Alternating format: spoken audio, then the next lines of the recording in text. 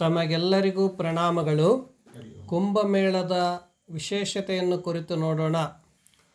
ಕುಂಭಮೇಳ ಆದಿಕಾಲದಿಂದ ಪ್ರಯಾಗ್ರಾಜ್, ನಾಸಿಕ್, ಉಜ್ಜಯಿನಿ, ಹರಿದ್ವಾರ್ 4 ಪವಿತ್ರ ಸ್ಥಾನಗಳಲ್ಲಿ ನಡೆಯುತ್ತದೆ. 6 ವರ್ಷಕ್ಕೊಮ್ಮೆ ಅರ್ಧಕುಂಭ, 12 ವರ್ಷಕ್ಕೊಮ್ಮೆ ಪೂರ್ಣಕುಂಭ ನಡೆಯುತ್ತವೆ. ಆದರೆ 2025ರ ಕುಂಭಮೇಳ ತಿಥಿಗೆ ಅನುಸಾರ 144 ವರ್ಷದ ಬಳಿಕ ಬಂದಿರುವುದರಿಂದ ಇದು ವಿಶೇಷವಾಗಿದೆ. ಯಾಕೆಂದರೆ 12 ಪೂರ್ಣ ಕುಂಭಗಳು ಸೇರಿ ಇದು ಮಹಾಕುಂಭವೆನಿಸುತ್ತದೆ.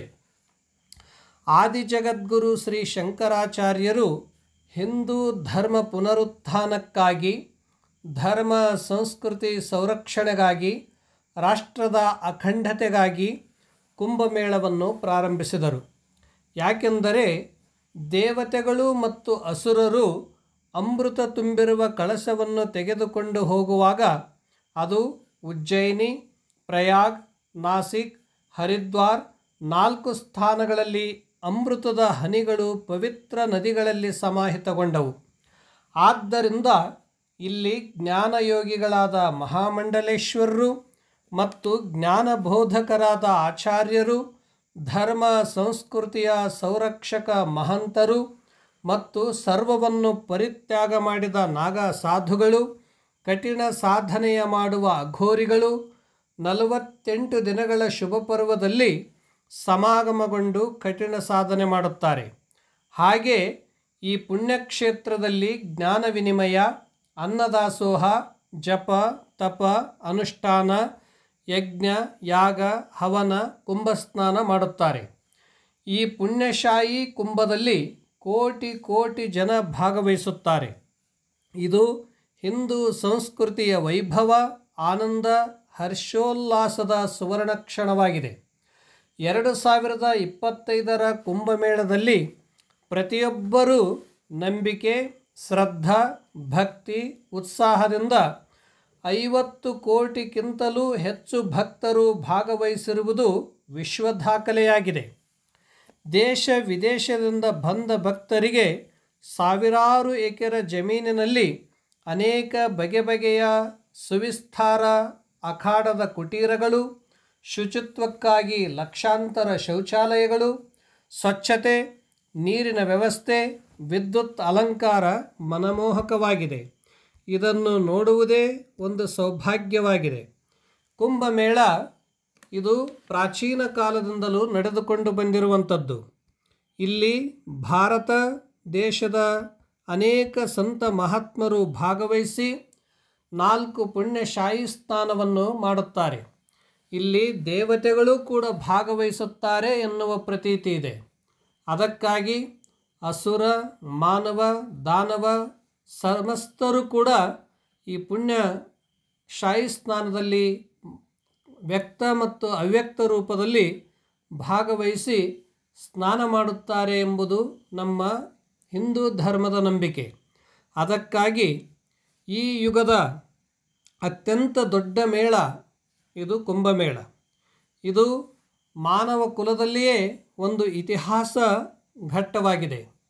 ಯಾಕೆಂದರೆ ನಮ್ಮ ಒಂದು ನಂಬಿಕೆ, ಆಸ್ಥಾ ಭಾವದಿಂದ ಇಷ್ಟು ಜನ ಒಂದೆಡೆಗೆ ಸೇರಿ ಸ್ನಾನ ಮಾಡುವುದು, ದಾಸೋಹ ಮಾಡುವುದು ಮತ್ತು ಒಬ್ಬರನ್ನೊಬ್ಬರು ಪರಿಚಯಿಸಿಕೊಳ್ಳುವುದು ಇದು ನಮಗೆಲ್ಲ ಕುಂಭಮೇಳದ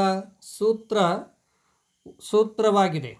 ಅದಕ್ಕಾಗಿ ಇದರ ತ್ರಿವೇಣಿ ಸಂಗಮದಲ್ಲಿ ಗಂಗಾ, ಯಮುನಾ, ಸರಸ್ವತಿಯ ನದಿಯಲ್ಲಿ ಸ್ನಾನ ಮಾಡುವುದರಿಂದ ಅಂತಃಕರಣ ಶುದ್ಧಿ ಮತ್ತು ಜ್ಞಾನದ ವೃದ್ಧಿಯಾಗುತ್ತದೆ. ಅದಕ್ಕಾಗಿ ಇದನ್ನು ಯಾರೂ ಆಮಂತ್ರಿಸದೇ ಕೂಡ, ಎಷ್ಟೇ ಅಲ್ಲಿ ಕಷ್ಟಗಳಿದ್ದರೂ ಕೂಡ, ಅನೇಕ ಆಪತ್ತುಗಳಿದ್ದರೂ ಕೂಡ ನಾವು ಒಮ್ಮೆಯಾದರೂ ಈ ಕುಂಭದಲ್ಲಿ ಸ್ನಾನ ಮಾಡಬೇಕು ಎನ್ನುವ ಹಂಬಲದಿಂದ ಧಾವಿಸಿ ಎಲ್ಲ ರಾಜ್ಯದ ಜನರು ಅಲ್ಲಿ ಭಾಗವಹಿಸಿ ಸ್ನಾನ ಮಾಡುವುದು ಇದು ಆಸ್ಥಾಭಾವದ ಪ್ರತೀಕವಾಗಿದೆ. ಇದೊಂದು ನಮ್ಮ ಪೂರ್ವಜರು ಹಾಕಿರುವಂಥ ಭಕ್ತಿಯ ಪರಂಪರೆ, ಜ್ಞಾನದ ಪರಮೋತ್ಕೃಷ್ಟ ಸ್ಥಿತಿ, ಇದನ್ನು ನೋಡಲಿಕ್ಕೆ 140 ವರ್ಷಗಳೇ ಬೇಕಾಗುತ್ತವೆ ಎನ್ನುವ ನಂಬಿಕೆಯಿಂದ ಈ ಯುಗದಲ್ಲಿ ಕೋಟಿ ಕೋಟಿ ಜನ ಮಿಂದು ಪಾವನರಾಗುತ್ತಾರೆ. ಈ ಉಜ್ಜಯಿನ್, ಈ ಪ್ರಯಾಗರಾಜದ ಕುಂಭಮೇಳದಲ್ಲಿ ಇಲ್ಲಿ ಭಾಗವಹಿಸುವುದು ಅಹೋಭಾಗ್ಯವಾಗಿದೆ. ಅದಕ್ಕಾಗಿ ಈ ಕುಂಭಮೇಳ ವಿದ್ಯುತ್ತಿನ ಅಲಂಕಾರವಂತೂ ವಿಶೇಷವಾಗಿದೆ.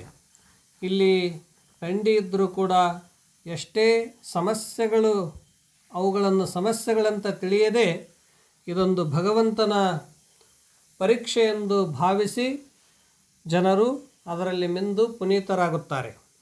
ಈ ಕುಂಭಮೇಳದಲ್ಲಿ ನಾವೆಲ್ಲರೂ ಭಾಗವಹಿಸಿ ಇದನ್ನು ಅನೇಕ ಸಂತ ಮಹಾತ್ಮರ ಜ್ಞಾನದ ಮಾತುಗಳು, ಅವರ ಕಠಿಣ ಸಾಧನೆಗಳು, ಭಾರತೀಯ ಪರಂಪರೆಯ ದಿವ್ಯ ವೈಭವಗಳನ್ನು ನೋಡುವಂಥದ್ದು ಈ ಕುಂಭಮೇಳದಲ್ಲಿ ದೊರಕುತ್ತದೆ. ಆದ್ದರಿಂದ ಇದನ್ನು ನೋಡೋಣ, ಅನುಭವಿಸೋಣ, ಆನಂದಿಸೋಣ. ತಮಗೆಲ್ಲರಿಗೂ ಕುಂಭಮೇಳದ ಶುಭ ಪರ್ವದಲ್ಲಿ ಅನೇಕ ಅನಂತ ಶುಭಕಾಮನೆಗಳು, ಧನ್ಯವಾದಗಳು. ಈ ಕುಂಭಮೇಳವನ್ನು ನೋಡಲಿಕ್ಕೆ, ಭಾಗವಹಿಸಲಿಕ್ಕೆ, ಶಾಹಿ ಸ್ನಾನವನ್ನು ಮಾಡಲಿಕ್ಕೆ 17 ದೇಶದಿಂದ ವಿಮಾನಗಳ ವ್ಯವಸ್ಥೆಯಿಂದ ಇಲ್ಲಿ ಬಂದು ಸ್ನಾನ ಮಾಡುವಂಥದ್ದು ಇದೊಂದು ವಿಶ್ವ ದಾಖಲೆ. ತಮ್ಮ ತಮ್ಮ ಮತ ಸಂಪ್ರದಾಯಗಳನ್ನು ಅತೀತವಾಗಿ, ಅಂದರೆ ಅವುಗಳನ್ನು ಬಿಟ್ಟು ಹಿಂದೂ ಸನಾತನ ಸಂಸ್ಕೃತಿಗೆ ಮಾರು ಹೋಗಿ ಈ ಸ್ನಾನದಲ್ಲಿ ಈ ಸ್ನಾನ ಮಾಡುವುದರಿಂದ ಪುಣ್ಯ, ಈ ಸ್ನಾನ ಮಾಡುವುದರಿಂದ ಅಹೋಭಾಗ್ಯ ಅಂತ ತಿಳಿದುಕೊಂಡು ನೂರಾರು ದೇಶಗಳಿಂದ ಇಲ್ಲಿ ಬಂದು ಈ ಸಲ ಭಾಗವಹಿಸಿರುವುದು ಇದೊಂದು ಭಾರತೀಯ ಸಂಸ್ಕೃತಿಯ ವೈಭವ ಅಂತ ನಾವು ಭಾವಿಸುತ್ತೇವೆ. ಹರ ಹರ ಮಹಾದೇವ್, ಹರ ಹರ ಮಹಾದೇವ್, ಹರ ಹರ ಗಂಗೆ, ಹರ ಹರ ಗಂಗೆ.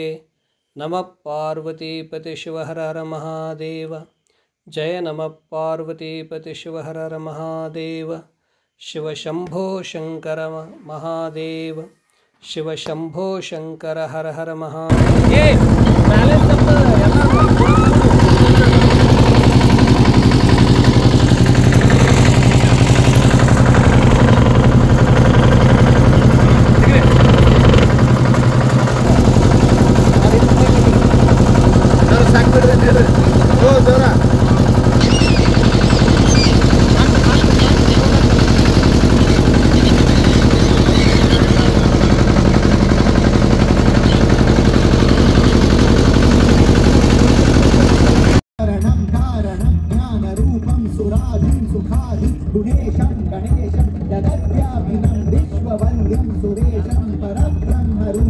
गणेशं भजे मा परब्रह्मरूपं गणेशं भजे